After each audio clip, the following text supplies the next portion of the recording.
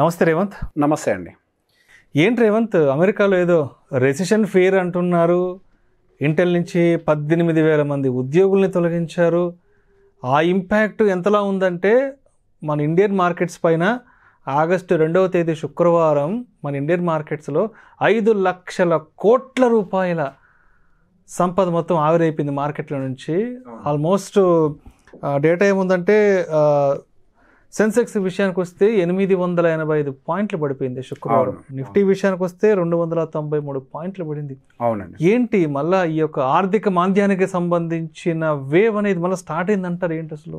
So యాక్చువల్గా మీరు Indian markets ఒకటి చెప్తున్నారు, నేను యూఎస్ మార్కెట్ని తోడు చేసి చెప్తాను. ఎందుకంటే అసలు ప్రాబ్లం అక్కడ ఉంది కాబట్టి. మనకు ఇవాళ ఆగస్టు 2వ తారీఖు కదా, 1వ తారీఖు రోజు నైటు మనకంటే మన ఇండియన్ స్టాండర్డ్ టైం ప్రకారం night almost 3%, near to 3% Nasdaq పడిపోయింది. అండ్ మనం వీడియో చేసుకునే టైంకి సాయంత్రం పూట ఆల్మోస్ట్ వాళ్ళు గ్యాప్ డౌన్ ఎక్స్పెక్టేషన్ -1.8% ఉంది. అండ్ ఆల్రెడీ ఇప్పటికే 10% కరెక్షన్ ఆల్రెడీ జరిగిపోయింది అందులో. సో బేసిక్గా దీనికి గల ప్రధాన కారణం ఏంటి అని అంటే అక్కడ ఎకనామిక్ స్లోడౌన్ అనేది క్లియర్గా కనిపిస్తుంది. సో రిసెషన్ అనేది ఒకటి హిట్ అవ్వాలి అని అంటే ఎకనామిక్ స్లోడౌన్ అనేది ప్రధానమైనది. సో బేసిక్గా ఇప్పుడు ఏం డేటా వచ్చిందో చెప్తాను. అండ్ దాంతోపాటుగా అసలు ఈ ఎకనామిక్ స్లోడౌన్ ఎలా జరుగుతోంది, అసలు రిసెషన్ ఎందుకు వస్తుందో కూడా ఎక్స్ప్లెయిన్ చేస్తాను. సో బేసిక్గా మనకి రీసెంట్గా వచ్చినటువంటి డేటాస్ ప్రకారం పర్టికులర్గా మనకి మ్యానుఫ్యాక్చరింగ్ పిఎంఐ డేటా యూఎస్లో రిలీజ్ అయింది. మ్యానుఫ్యాక్చరింగ్ డేటా మనకి జూన్ మంత్లో రిలీజ్ అయినప్పుడు సుమారుగా 48.5%గా ఉంది. అండ్ ఈ మంత్ డేటా రిలీజ్ అయినప్పుడు 46.8%గా ఉంది. సో ఎప్పుడైతే మ్యానుఫ్యాక్చరింగ్ పిఎంఐ డేటా అది ప్రతి కంట్రీ ఇస్తుంది, ఎప్పుడైతే అది 50 బిలో ఉంటుందో, 50 బిలో ఉంటే ఎకనామిక్ కాంట్రాక్షన్ మోడ్లో ఉందని అర్థం. Factory data, manufacturing PMI data అంటాం. సో బేసిక్గా అబోవ్ 50 ఉందనుకోండి, ఎకానమీ ఎక్స్పాండ్ అవుతుంది అనమాట మీనింగ్. సో బేసిక్గా 50 కంటే ఎక్కువగా డీవియేట్ అయిపోయింది, 46 వరకు వెళ్ళిపోయింది. సో బేసిక్గా లాస్ట్ టైం 48 వచ్చినప్పుడే it is part and partial of the monetary policy, ఇట్లా జరుగుతుంటాయి అని అనుకున్నారు. అది కాస్త ఇంకొద్దిగా డిటోరియేట్ అయ్యి 46కి వెళ్ళిపోయింది. అది ఒక మేజర్ కన్సర్న్. అండ్ దాంతోపాటుగా జాబ్లెస్ క్లైమ్ డేటా అనేది ఒకటి ఉంటుందన్నమాట యూఎస్లో. సో జాబ్లెస్ క్లైమ్ డేటా యాక్చువల్గా మార్కెట్ ఎక్స్పెక్ట్ చేసింది ఏంటి అంటే 2,36,000 వరకు ఉండొచ్చు జాబ్లెస్ క్లైమ్స్. అంతకు మించి పెద్దగా ఏం క్లైమ్స్ ఉండవు, మార్కెట్ అంత వీక్గా ఏం లేదు ఎకానమీ అని చెప్పి అందరూ అనుకున్నారు. సో బేసిక్గా జాబ్లెస్ క్లైమ్స్ వచ్చేసరికి వాళ్ళు ఎక్స్పెక్ట్ చేసిన దాంతో కంపేర్ చేస్తే ఎక్కువగా వచ్చింది. దాదాపు 2,49,000 జాబ్లెస్ క్లైమ్స్ వచ్చాయి. సో మేజర్గా మార్కెట్ రియాక్ట్ అయింది ఎక్కడ అని అంటే జాబ్లెస్ క్లైమ్స్ దగ్గర ఇంకెక్కువగా రియాక్ట్ అయింది. సో అక్కడ పిఎంఐ డేటా ఏమో బ్యాడ్గా వస్తుంది, అంటే ఎకానమీ కాంట్రాక్ట్ అవుతుంది అని చెప్తుంది. అండ్ దాంతోపాటుగా జాబ్లెస్ క్లైమ్స్ చేసే వాళ్ళు కూడా మార్కెట్లో పెరిగిపోతూ ఉన్నారు. సో బేసిక్గా ఇది ఏమన్నా మనకి రిసెషన్కి దారి తీస్తుందా అనే ఒక భయం మార్కెట్లో క్రియేట్ అయింది. రిసెషన్ అనౌన్స్ చేయలేదు అఫీషియల్గా, బట్ మార్కెట్లో ఆలోచనలు అనేవి క్రియేట్ అయిపోయాయి, రిసెషన్ ఇంపాక్ట్ కాబోతోందా యూఎస్ మార్కెట్ని అని చెప్పి. సో దీనికి సంబంధించి రిసెషన్స్ అనేవి ఎప్పుడైనా హిట్ అవ్వచ్చు. మనకి రిసెషన్ ఫియర్స్ ఇంకా పోలేదు అని చెప్పి మనం చెప్తూనే ఉన్నాం. ఎలక్షన్స్ అయిపోయిన తర్వాత మేబీ డెఫినెట్గా టైంకి బయటకు వస్తాయి ఇవన్నీ. ఎలక్షన్స్ కంప్లీట్ అయ్యే టైంకు సమ్ టైం ముందు బయటకు రావడానికి అయితే అవకాశం ఉందని చెప్పి మనం మాట్లాడుకుంటున్నాం. సో ఈ అనాలిసిస్కి అసలు ఎలా అనాలిసిస్ చేయాలి, అసలు రిసెషన్ వస్తుందా లేదా, రిసెషన్ కారణాలు ఏంటి, సో దీని గురించి మాట్లాడుకుందాం.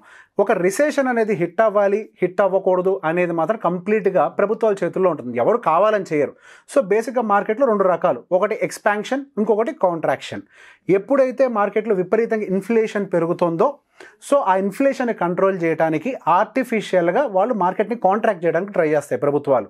ఆ ఇన్ఫ్లేషన్ కంట్రోల్ చేయకపోతే ఏమవుతుంది, శ్రీలంక ఏం జరిగిందో చూశారు కదా, పాకిస్తాన్ ఏం జరిగిందో తెలుసు కదా. సో ఇన్ఫ్లేషన్ కంట్రోల్ చేయడం కూడా ప్రభుత్వం యొక్క బాధ్యతే. అటు సెంట్రల్ బ్యాంక్స్ అయి ఉండొచ్చు, ప్రభుత్వాలు అయి ఉండొచ్చు, వీళ్ళిద్దరూ కూడా ఇంటర్ఫియర్ అయి మార్కెట్లో ఉన్నటువంటి ఇన్ఫ్లేషన్ కంట్రోల్ చేసే ప్రయత్నం చేస్తారు. ప్రభుత్వాలు అయితే ఏం చేస్తాయి, ట్యాక్సులను పెంచి, ట్యాక్స్ భారాలను పెంచి మార్కెట్లో ఉన్నటువంటి ఎక్సెస్ మనీని సక్ చేయడానికి ట్రై చేస్తారు. సెంట్రల్ బ్యాంక్స్ ఏం చేస్తాయి, వడ్డీ రేట్లను పెంచి మార్కెట్లో ఉండేటువంటి ఎక్సెస్ లిక్విడిటీని సక్ చేయడానికి ట్రై చేస్తాయి. సో ఈ 2 విధాలుగా మార్కెట్లో లిక్విడిటీని తగ్గిస్తే కొనుగోలు శక్తి పడిపోతుంది, కొనుగోలు శక్తి పడిపోతే ఇన్ఫ్లేషన్ అనేది కంట్రోల్లోకి వస్తుందని సహజంగా ఉండేటువంటి మనకి టెక్స్ట్ బుక్ రూల్. సో బేసిక్గా ఇన్ఫ్లేషన్ అనేది డిమాండ్ అండ్ సప్లై డిస్ట్రప్షన్ వల్ల జరిగిందనుకోండి, ఒక టైంకి అదే సెటిల్ అయిపోద్ది, ప్రాబ్లం లేదు. అలా కాకుండా మార్కెట్లో ఎక్సెస్ లిక్విడిటీ మనీ ఉండడం వల్ల జరిగిందనుకోండి, అది రిసెషన్ వైపుగా పుష్ చేయబడుతుంది ఒక టైంకి. మనకి కోవిడ్ అప్పుడు ఏం జరిగింది, యూఎస్లో ఎక్సెస్ మనీని ప్రింట్ చేసి మార్కెట్లో విపరీతమైన లిక్విడిటీ ఇచ్చారు.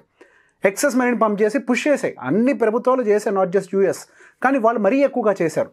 ఒక రకంగా ఈ రోజు మనకు ఎకనామిక్ స్లోడౌన్స్ ఉండడానికి గల కారణం యుఎస్ ప్రభుత్వమే. ఆ రోజు వాళ్ళు ఇచ్చినటువంటి ఎక్సెస్ లిక్విడిటీ మార్కెట్లోకి కొనుగోలు శక్తి విపరీతంగా పెరిగిపోవటం వల్ల మనకి ఇన్ఫ్లేషన్ అనేది బాగా పెరిగింది. ఇన్ఫ్లేషన్ అనేది లెవెల్ని దాటిపోతుంది, ఆల్ టైమ్ హైస్కి వెళ్ళిపోతుంది. ఇది రిస్క్ అవుతుందని ఎప్పుడైతే సెంట్రల్ బ్యాంక్ ఐడెంటిఫై చేసిందో అక్కడి నుంచి వడ్డీ రేట్ల పెంపు పెంచుకుంటూ వచ్చింది. ఎక్కడ వాళ్ళకి ఆల్మోస్ట్ ఇంతకుముందు హౌసింగ్ లోన్స్ అనేవి 2%కి వచ్చాయి, 1.5-2% ఉండేవి. ఇప్పుడు దాదాపుగా అదే హౌసింగ్ లోన్స్కి 7-8% కూడా పే చేస్తున్నారు అక్కడ. అంటే ఎంత డిఫరెన్స్ వచ్చింది. మనం ఇంతకుముందు అయితే 7% పే చేసిన ఇప్పుడు 9 చేస్తున్నాం, 2 వాళ్ళు 2 కాస్త 8కి జంప్ అయ్యారు. అంటే ఎంత ప్రెషర్ బిల్డ్ అయ్యింది.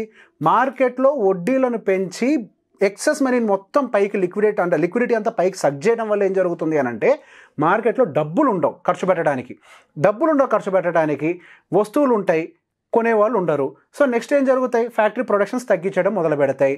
ప్రొడక్షన్ తగ్గిస్తే ఏం జరుగుతుంది, ఉద్యోగాలు కోల్పోతారు. రైట్, ఇప్పుడు జాబులు కోల్పోవడానికి రీజన్ కూడా అర్థమైంది కదా, వాళ్ళకి సరిపడా ఆర్డర్స్ ఉండవు. ఆర్డర్స్ లేకపోతే బై డిఫాల్ట్ ఉద్యోగాలని కోల్పోవడం జరుగుతూ ఉంటుంది. సో ఇప్పుడు ఏవైతే ఉద్యోగాలు అనేవి కోల్పోతున్నారో కొద్దిగా నెంబర్ అనేది భయాన్ని మించి జరుగుతోంది. అండ్ దాంతోపాటుగా పిఎంఐ డేటా ఏదైతే వస్తుందో అది చాలా క్లియర్గా ఇండికేట్ చేస్తుంది ఎకానమీ ఎక్స్పాండ్ అవ్వట్లేదు, కాంట్రాక్ట్ అయిపోతుంది మరీ అని. సో ఇది కనుక కంట్రోల్లోకి తీసుకురాకపోతే రిసెషన్ హిట్ అయిపోవటానికి చాలా ఎక్కువ అవకాశాలు ఉన్నాయి అని. సో రిసెషన్ హిట్ అయింది అని డిక్లేర్ చేయాలి అని అంటే జీడిపి నెంబర్స్ నెగిటివ్లోకి రావాలి. ఇప్పటి వరకు యూఎస్లో జీడిపి నెంబర్స్ అనేవి కన్సిక్యూటివ్గా అయితే నెగిటివ్లో లేవు. మొన్న కూడా ఇచ్చేది 2.6 వచ్చినట్టుంది. ఇంతకుముందు 1.5 ఉండే, ఇప్పుడు కొద్దిగా బెటర్గా అయింది. బట్ డెఫినెట్గా మళ్ళీ కిందకు వస్తుంది. సో యావరేజ్ జీడిపి వాళ్ళ దగ్గర 2% ఉంటుంది. సో నెగిటివ్ రావడానికి కూడా ప్రాబబిలిటీ ఉంది. అగైన్ ఐల్ టెల్, వాళ్ళకి ఎలక్షన్స్ ఇంకా ఉన్నాయి కాబట్టి ఒరిజినల్ డేటాలు ఇంకా బయటికి రావట్లేదని నేను అనుకుంటా పూర్తి స్థాయిలో. సో బేసిక్గా ఈ లిక్విడిటీ అంతా సక్ చేసిన తర్వాత మళ్ళీ ఎకానమీని బూస్ట్ చేయడానికి ట్రై చేస్తారు. ఓకే, ఇప్పుడు రిసెషన్ వచ్చింది, వదిలేస్తారా? కాదు. ఇప్పుడు ఏం చేయాలి, జనాల దగ్గర ఉద్యోగాలు లేవు, మార్కెట్లో డబ్బులు లేవు, ఇబ్బందులు పడుతున్నారు. ఏం చేస్తారు, మళ్ళీ లిక్విడిటీ ఇవ్వడం ట్రై చేస్తారు. లిక్విడిటీ ఏ విధంగా ఇస్తారు, ఇప్పుడు ఏదైతే భారం ఆల్రెడీ ప్రజల మీద మోపబడిందో అంటే వడ్డీల భారం, ఆ వడ్డీ భారాన్ని ఫస్ట్ తగ్గడానికి ట్రై చేస్తారు. సో జనాలకి సేవింగ్స్ పెరిగితే కొద్ది ఖర్చులు మొదలవుతాయి. అండ్ తర్వాత ఇప్పటిదాకా ఆల్రెడీ సేకరించిన వడ్డీలు ఉన్నాయి కదా, మార్కెట్లోకి స్లోగా మళ్ళీ వాటిని పంపింగ్ చేస్తూ ఉంటారు స్లోగా. సో సర్క్యులేషన్ మళ్ళీ మార్కెట్లో స్టార్ట్ అవుతుంది, డిమాండ్ స్టార్ట్ అవుతుంది, ప్రొడక్షన్ పెరుగుతుంది, ఉద్యోగాలు పెరుగుతూ ఉంటాయి. సో మార్కెట్లో ఎప్పుడైనా కానీ ఈ ఎకనామిక్ ఎక్స్పాన్షన్, ఎకనామిక్ కాంట్రాక్షన్ అనేది ఎప్పుడు జరుగుతూనే ఉంటుంది. ప్రతి ప్రభుత్వం చేస్తుంది. ఎందుకు మన ఆర్బీఐ వడ్డీ రేట్లు పెంచలేదా? అండ్ మొన్న వచ్చినప్పుడు కూడా ఆర్బీఐ గవర్నర్ గారు ఒక మీటింగ్లో ఏం చెప్పారు, వడ్డీ రేట్లు ఇప్పుడప్పుడే తగ్గించే ఆలోచన మాకు లేదు, 2025 మిడ్లో ఎప్పుడైనా చూసుకుందాం. ఎందుకనంటే మాకు ఇప్పటికి కూడా కంప్లీట్ కంఫర్ట్ జోన్లోకి ఇన్ఫ్లేషన్ వచ్చినట్టుగా మాకేం అనిపించట్లేదు, ప్రస్తుతానికి ఎకానమీ బాగానే ఉంది కదా, ఇంకొంతకాలం వెయిట్ చేద్దాం అని చెప్పి మన ఇండియన్ గవర్నర్ చెప్పారు. సో ఇండియన్ ఎకానమీ కొంతవరకు సేఫ్గా ఉంది. అదే యూఎస్ ఫెడ్ గవర్నర్ ఏం చెప్పారు, ఫెడ్ చైర్మన్, ఇంతకు మించి వడ్డీ రేట్లు మేము తగ్గకుండా ఆపితే ఎకానమీ హార్డ్ ల్యాండింగ్ జరుగుతుంది, సో మేము ఇంకా తగ్గించాల్సిన టైం రాబోతోంది అని చెప్పి మొన్న జరిగిన ఫెడ్ మీటింగ్లో కూడా చెప్పారు. ఎకనామిక్ డేటా కొంచెం అంటే ఇప్పుడు ఏదైతే డేటా జాబ్లెస్ క్లెయిమ్ డేటా ఇదంతా కూడా తక్కువ వస్తుంది చూసారా. సో వడ్డీ రేట్లు తగ్గడానికి ఇది ఫేవరబుల్లే, కానీ వడ్డీ రేట్లు తగ్గిస్తే మార్కెట్ భూమి అవుద్దా, రిసెషన్ వస్తుంది కదా. నేను అదే చెప్పింది ఇంతకుముందు కూడా, వడ్డీ రేట్లు తగ్గిస్తే ఏమవుతుంది, ఎకానమీ బాగుండాలి కదా. సో బేసిక్ ఇప్పుడు ఎకానమీ అనేది బాగా డిటోరియేట్ అవుతుంది కాబట్టి వడ్డీ రేట్లు తగ్గించుకుంటూ కొద్దిగా స్టెబిలైజ్ అయ్యే ప్రయత్నం చేస్తారు. కానీ గుర్తుపెట్టుకోండి, వాళ్ళు వడ్డీ రేట్లు తగ్గించినంత మాత్రాన వెంటనే బూస్ట్ ఏం అవ్వదు. ఓకే, వడ్డీ రేట్లు పెంచంగా స్లోగా ఇప్పుడు రిసెషన్ వచ్చింది కదా, అలానే తగ్గియంగా స్లోగా మార్కెట్ మళ్ళీ స్టెబిలైజ్ అవుతుంది. ఎకానమీ అనేది అంతా కూడా ఒకేసారి జరిగిపోదు. It will take some time, maybe 1.5 year పట్టచ్చు, 2 years కూడా పట్టచ్చు. బట్ ఎకానమీ అనేది ఇన్స్టేబుల్గా ఉంది. దానికి తోడు మార్కెట్స్ ఆల్ టైమ్ హైలో ఉన్నాయి, కొట్టేశారు ఒకేసారి పైనుంచి కిందకి. ఆల్ టైమ్ హైస్లో ఉన్నప్పుడు ఏం చేస్తారు, ఇట్లాంటి భయాలు వస్తే ప్రాఫిట్ బుకింగ్, అంతకు మించిగా జరిగింది ఏం లేదు. ఐ హోప్ రిసెషన్ ఎలా రాబోతుంది, ఎలా వస్తుంది బాగా ఎక్స్ప్లెయిన్ చేశానని అనుకుంటున్నాను. Thank you so much Revanth. Thank you అండి.